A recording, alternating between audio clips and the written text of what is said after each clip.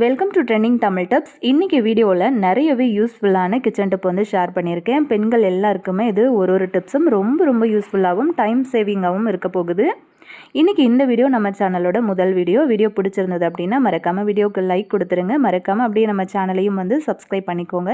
அப்போ தான் நம்மளோட அப்டேட் எல்லாம் நீங்கள் மிஸ் பண்ணாமல் பார்க்க முடியும். டிப் நம்பர் 1 என்னென்னு பார்க்கலாம். இந்த மாதிரி பாத்திரம்லாம் நம்ம வந்து கழுவும் போது இந்த மாதிரி ஒன்று சோப்பு வந்து யூஸ் பண்ணுவோம், அப்படி இல்லைன்னா லிக்விட் வந்து யூஸ் பண்ணுவோம் இல்லையா? அந்த மாதிரி நம்ம வந்து யூஸ் பண்ணுற சோப்பாக இருக்கட்டும் அல்லது லிக்விடாக இருக்கட்டும், அதை வந்து ரொம்பவே கம்மியான செலவில் நம்ம எப்படி இதை யூஸ் பண்ணுறது அப்படிங்கிறத பார்க்க போகிறோம். இந்த மாதிரி வந்து ஒரு துருவுற பிளேட் எடுத்துக்கிட்டு அந்த சோப்பை வந்து ஒரு பக்கமாக இப்படி நான் துருவுற மாதிரி துருவி எடுத்துக்கோங்க. இந்த மாதிரி செஞ்சீங்க அப்படின்னா உங்களுக்கு சோப்பு செலவு ரொம்ப குறைவாக இருக்கும். இல்லை நீங்கள் சோப்பு யூஸ் பண்ணல, லிக்விடு தான் யூஸ் பண்ணுறீங்க அப்படின்னாலும் அதுக்கும் நான் வந்து சொல்கிறேன். இப்போ நான் கொஞ்சமாக ஒரு சின்ன சைஸ் அளவுக்கு வந்து சோப்பை துருவி எடுத்திருக்கேன். அதில் வந்து பார்த்திங்க அப்படின்னா கொஞ்சமாக வந்து சுடுதண்ணி வந்து சேர்த்துக்கோங்க. சுடுதண்ணி வந்து சேர்க்கும் போது நல்லா உங்களுக்கு வந்து நுரைச்சி கிடைக்கும். இந்த மாதிரி சேர்த்து கலந்து விட்டதுக்கப்புறமா நீங்கள் வந்து ஒரு ஸ்பூன் வச்சு கலக்கி கொடுத்துட்டிங்கன்னா அந்த சோப்பு எதுவும் கட்டி இல்லாமல் நல்லா கரைஞ்சி வந்துடும். அதுக்கப்புறம் இதை வந்து நம்ம ஒரு ஸ்ப்ரே பாட்டிலில் வந்து ஊற்றிக்கலாம். இந்த மாதிரி ஊற்றினதுக்கப்புறம் எக்ஸ்ட்ராவாக ஒரு டம்ளர் அளவுக்கு கூட நீங்கள் தண்ணி வந்து சேர்த்துக்கோங்க. இதுவே நீங்கள் வந்து லிக்விட் யூஸ் பண்ணுறீங்க அப்படின்னும் போதும் ஒரு 2 ஸ்பூன் வரைக்குமாவது லிக்விட் எடுத்துக்கிட்டு ஒரு 2 டம்ளர் அளவுக்கு தண்ணி சேர்த்துக்கிட்டு நீங்கள் வந்து யூஸ் பண்ணுங்கள். இந்த மாதிரி நம்ம சிங்க்கு ஃபுல்லாக வந்து பாத்திரம் சேர்ந்துருங்க இல்லையா? அந்த டைமில் வந்து நம்ம ஆல்ரெடி ரெடி பண்ணி எடுத்தது ஸ்ப்ரே பாட்டிலில் சேர்த்துருந்தோம்ல, அது வந்து நல்லா அந்த மாதிரி எல்லா பாத்திரத்துலேயும் படுற மாதிரி ஸ்ப்ரே மட்டும் பண்ணி கொடுத்துருங்க. ஸ்ப்ரே பண்ணினதுக்கப்புறம் இந்த மாதிரி பாத்திரத்தை நம்ம வந்து சிங்க் ஃபுல்லாகவே தேய்ச்சி போட்டுடலாம். இந்த மாதிரி செய்கிறதுனால நம்ம அடிக்கடி சோப்பில் வந்து தொட்டு தேய்க்க வேண்டிய அவசியம் கிடையாது. அது மட்டும் இல்லாமல் நம்ம வந்து தண்ணியில் அந்த சோப்பு போட்டு நம்ம தேய்க்க ஆரம்பிக்கும் போது சீக்கிரமாக சோப்பு வந்து கரைஞ்சும் போயிடும். இந்த மாதிரி நீங்கள் தேவைக்கு மட்டுமே வந்து கட் பண்ணி துருவி இப்படி சேர்த்து நீங்கள் வந்து பாத்திரம் கழுவுறதுனால உங்களோட காசும் வந்து மிச்சமாகும், டைமும் வந்து மிச்சமாகும். உங்களோட வேலையும் வந்து ரொம்ப டென்ஷன் இல்லாமல் ஈஸியாக முடிச்சிடலாம். இந்த மாதிரி வாஷ் பண்ணினதுக்கு அப்புறமா நம்ம வந்து எடுத்து வச்சிட்டோம் அப்படின்னா ஈஸியாக இருக்கும் நம்மளோட பாத்திரம் வந்து கழுவுற வேலை. ஒரு அரை பாட்டில் அளவுக்கு நம்ம இந்த லிக்விட் வந்து ரெடி பண்ணி வச்சிட்டிங்க அப்படின்னா அந்த வாரம் ஃபுல்லாகவே உங்களுக்கு வந்து பாத்திரம் கழுவுறதுக்கு அது யூஸ்ஃபுல்லாக இருக்கும். சீக்கிரத்தில் கெட்டும் போகாது.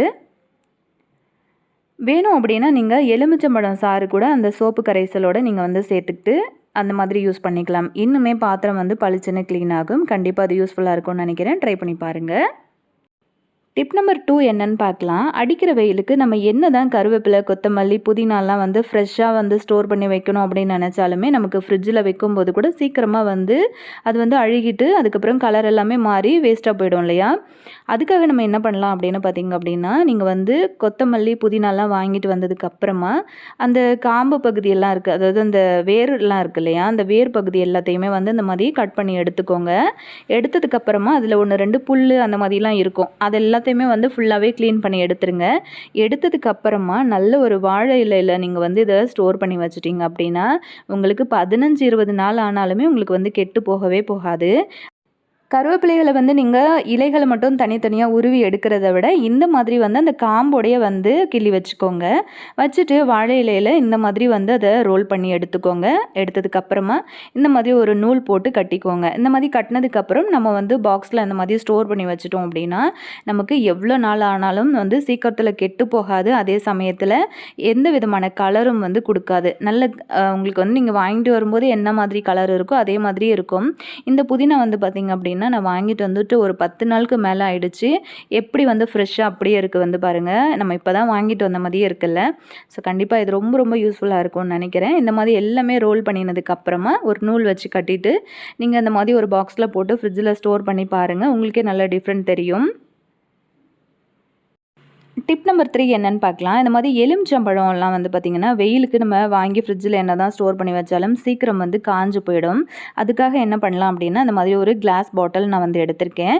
இதில் வந்து எலுமிச்சம்பழத்தை சேர்த்துட்டு அது முங்குற அளவுக்கு தண்ணி வந்து ஊற்றிக்கோங்க. ஊற்றிட்டு நீங்கள் ஃப்ரிட்ஜில் வந்து ஸ்டோர் பண்ணி வைங்க.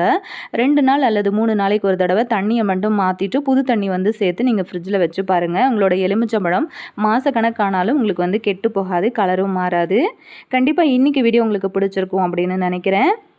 வீடியோவை உங்கள் ஃப்ரெண்ட்ஸ் கூடயும் வந்து ஷேர் பண்ணிக்கோங்க. இந்த மாதிரியான டிப்ஸ் வீடியோஸ் பார்க்கணும் அப்படின்னா மறக்காமல் நம்ம சேனலையும் வந்து சப்ஸ்கிரைப் பண்ணிவிட்டு கூடவே இருக்கிற பெல் ஐக்கானையும் ப்ரெஸ் பண்ணி வச்சுக்கிட்டிங்க அப்படின்னா நம்ம வந்து வீடியோ போடும்போது எல்லாமே நீங்கள் வந்து மிஸ் பண்ணாமல் வந்து பார்க்க முடியும்.